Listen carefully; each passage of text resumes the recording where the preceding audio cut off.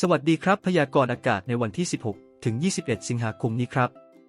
ช่วงวันที่ 16 ถึง 18 สิงหาคมมรสุมตะวันตกเฉียงใต้กำลังค่อนข้างแรงที่พัดปกคลุมทะเลอันดามันประเทศไทยและอ่าวไทยจะเริ่มมีกำลังอ่อนลงในขณะที่ร่องมรสุมกำลังอ่อนยังคงพาดผ่านประเทศเมียนมาตอนบนและประเทศลาวตอนบนเข้าสู่หย่อมความกดอากาศต่ำบริเวณชายฝั่งประเทศเวียดนามตอนบนและอ่าวตังเกียครับ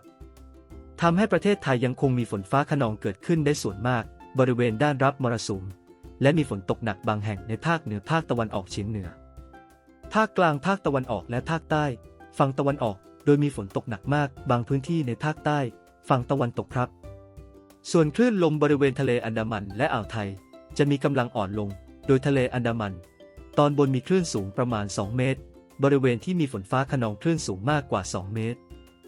ส่วนทะเลอันดามันตอนล่างและอ่าวไทยมีคลื่นสูง 1-2 เมตรบริเวณที่มีฝนฟ้าคะนองคลื่นสูงมากกว่า2 เมตร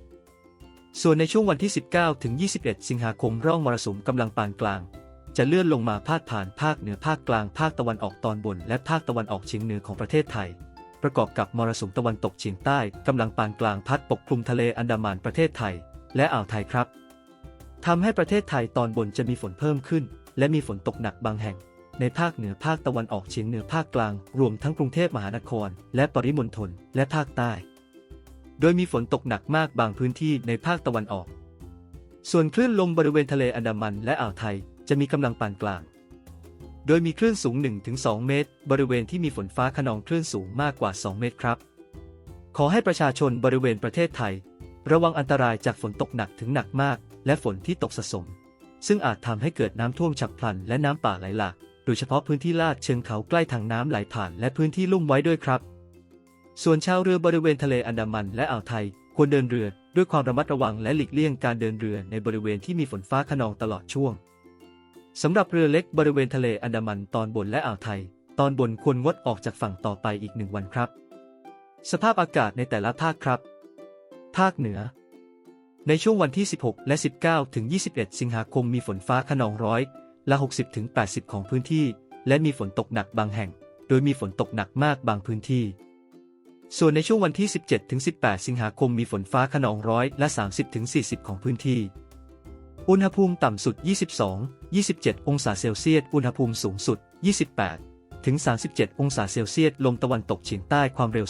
10-25 กิโลเมตรต่อชั่วโมงครับภาคตะวันออกเฉียงเหนือ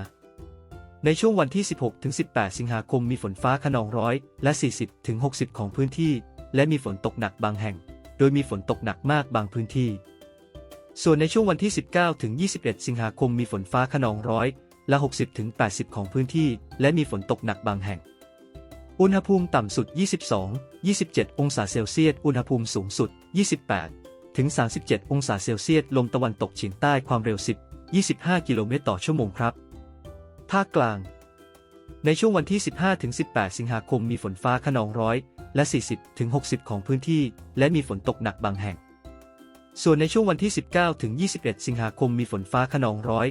60 ถึง 80 ของพื้นที่และมีฝนตกหนักบางแห่งอุณหภูมิต่ำสุด 23-27 องศาเซลเซียสอุณหภูมิสูงสุด 32 ถึง 37 องศาเซลเซียสลมตะวันตกเฉียงใต้ความเร็ว 10-25 กิโลเมตรต่อชั่วโมงครับภาคตะวันออกมีฝนฟ้าคะนอง60 ถึง 80 ของพื้นที่และมีฝนตกหนักบางแห่งตลอดช่วงโดยมีฝนตกหนักมากบางพื้นที่ในช่วงวันที่ 19 ถึง 21 สิงหาคมในช่วงวันที่ 16 ถึง 21 สิงหาคมลมตะวันตกเฉียงใต้ความเร็ว 15 ถึง 35 กิโลเมตรต่อชั่วโมง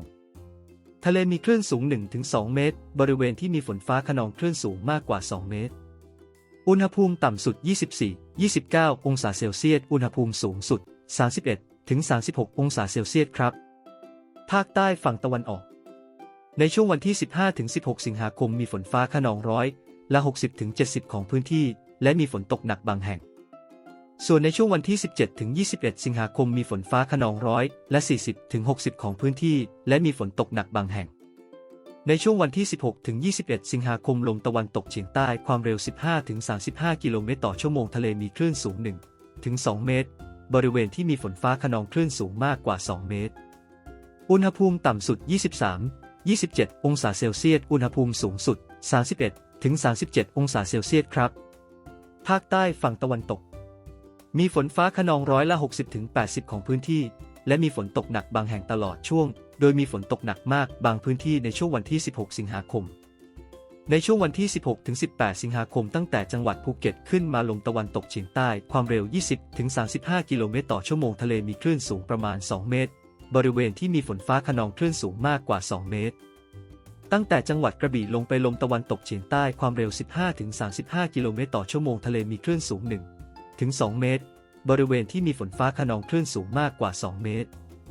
ส่วนในช่วงวันที่19 ถึง 21 สิงหาคมลมตะวันตกเฉียงใต้ความเร็ว15 ถึง 35 กิโลเมตรต่อชั่วโมงทะเลมีคลื่นสูง1 ถึง 2 เมตรบริเวณที่มีฝนฟ้าคะนองคลื่นสูงมากกว่า2 เมตรอุณหภูมิต่ำสุด23-27 องศาเซลเซียสอุณหภูมิสูงสุด28 ถึง 35 องศาเซลเซียสครับกรุงเทพมหานครและปริมณฑลในช่วงวันที่ 15 ถึง 18 สิงหาคมมีฝนฟ้าคะนองร้อยละ40 ถึง 60 ของพื้นที่และมีฝนตกหนักบางแห่งส่วนในช่วงวันที่ 19 ถึง 21 สิงหาคมมีฝนฟ้าคะนองร้อยละ60 ถึง 80 ของพื้นที่และมีฝนตกหนักบางแห่งอุณหภูมิต่ำสุด26-29 องศาเซลเซียสอุณหภูมิสูงสุด32 ถึง 37 องศาเซลเซียสลมตะวันตกเฉียงใต้ความเร็ว10-25 กิโลเมตรต่อชั่วโมงครับขอบคุณผู้ชมทุกท่านที่ติดตามรับฟังครับ